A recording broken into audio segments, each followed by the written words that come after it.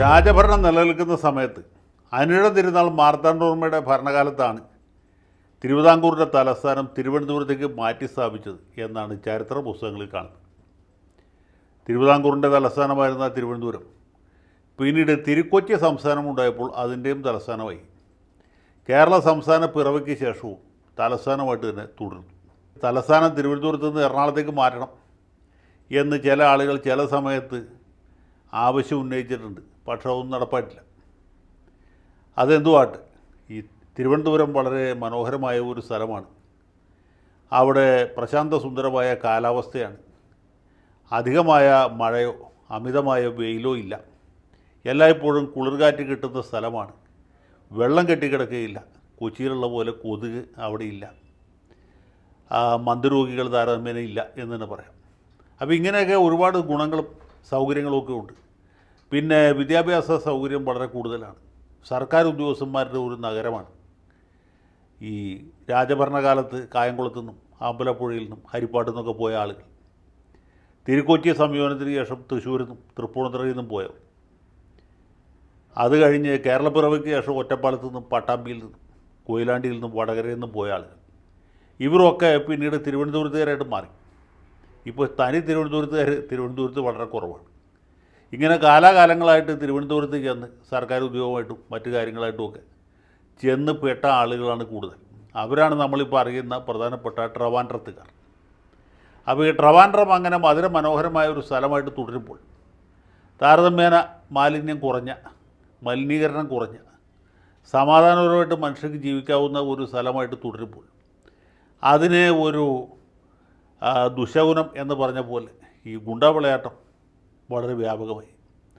പിന്നെ കോർപ്പറേഷൻ്റെ ഭരണം സഖാവ് ആര്യ രാജേന്ദ്രന് മുമ്പ് തന്നെ താളം തെറ്റിയ അവസ്ഥയിലായിരുന്നു. പല ഗുണ്ടാമണ്ടികളും അവിടെ ഉണ്ടായി. ഇപ്പോൾ സമീപകാലത്ത് ഒരാൾ ഈ കോർപ്പറേഷൻ്റെ ഓടയിൽ മുങ്ങി മരിക്കുന്ന പോലെയുള്ള ആ ദുരന്ത സംഭവങ്ങൾ വരെ ഉണ്ടായി.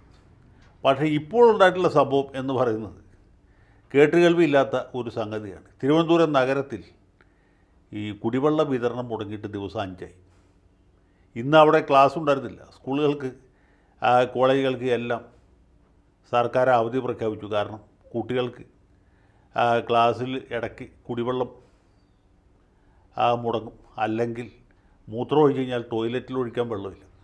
ഇത് സ്കൂളുകളിലും കോളേജുകളിലും മാത്രമല്ല, സർക്കാർ ഓഫീസുകളിലും സ്ഥിതി ഇത് തന്നെയാണ്. ഏതാണ്ട് മാർക്സിസ്റ്റുകാർ സമരത്തിന് പോയ അവസ്ഥയിലേക്ക് എത്താൻ തിരുവനന്തപുരത്തിന് ഇനി അധിക സമയം വേണ്ട. ഒരു പൈപ്പിലും വെള്ളമില്ല. ഒരു ടാപ്പ് തുറന്നാലും ഒരു തുള്ളി വെള്ളം കിട്ടുകയില്ല.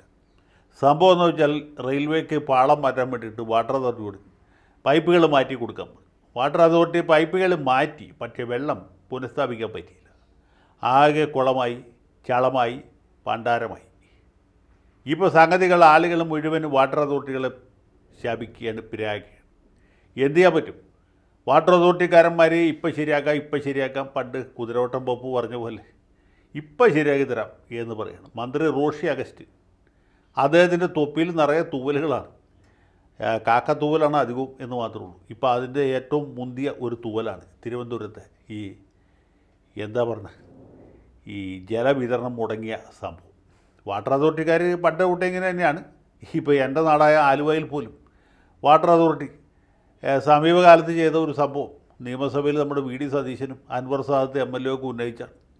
വാട്ടർ അതോറിറ്റിക്ക് ഉളുപ്പില്ലാത്തതുകൊണ്ടും മരാമത്ത് മന്ത്രി മുഹമ്മദ് റിയാസ് ആയതുകൊണ്ടും യാതൊരു നടപടി ഇന്ന് ദിവസം വരെ ഉണ്ടായിട്ടില്ല. സംഭവം എന്ന് വെച്ചാൽ ഈ PWD റോഡ് ടാർ വളരെ മനോഹരമാക്കിയതിൻ്റെ പിറ്റേ ദിവസം വാട്ടർ അതോറിറ്റിക്കാർ വന്ന് വെട്ടിപ്പൊളിച്ച് നാശകോടാക്കി. അവർ പറയുന്നത് PWDയിൽ കാശ് കെട്ടിവെച്ചിട്ടാണ് ഞങ്ങൾ വെട്ടിപ്പൊളിച്ചത് എന്നാണ്. PWD ആണല്ലോ ഇത് വീണ്ടും നന്നാക്കേണ്ടത്. അത് ഇന്ന് വരെ ചെയ്തിട്ടില്ല. കുണ്ടും കുഴിയുമായിട്ട് കിടക്കുകയാണ്.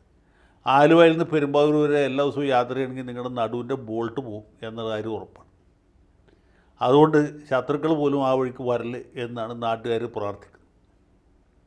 എനിക്ക് കുഴപ്പമില്ല. ആലുവയിൽ നിന്ന് അങ്കമാലിക്ക് പോകുന്ന റൂട്ടിലാണ് എൻ്റെ വീട്. പെരുമ്പാവൂർക്ക് പോകേണ്ട ആവശ്യമില്ല.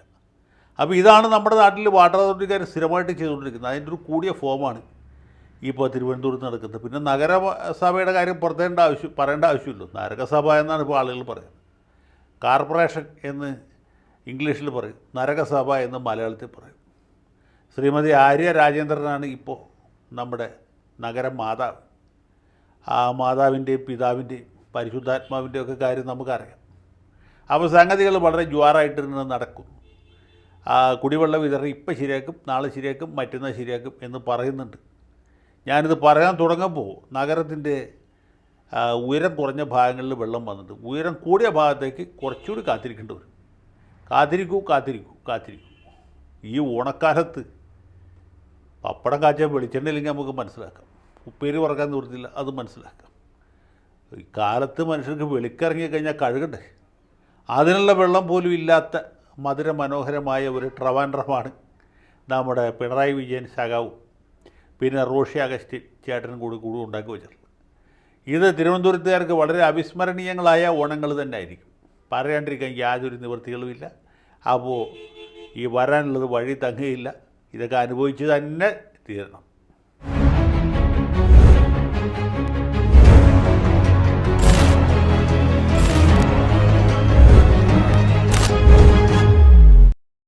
കൂടുതൽ വാർത്തകളും വിശേഷങ്ങളും നിങ്ങളിലേക്ക് എത്താൻ ABC മലയാളം സബ്സ്ക്രൈബ് ചെയ്യുക, ബെൽ ബട്ടണും അമർത്തുക.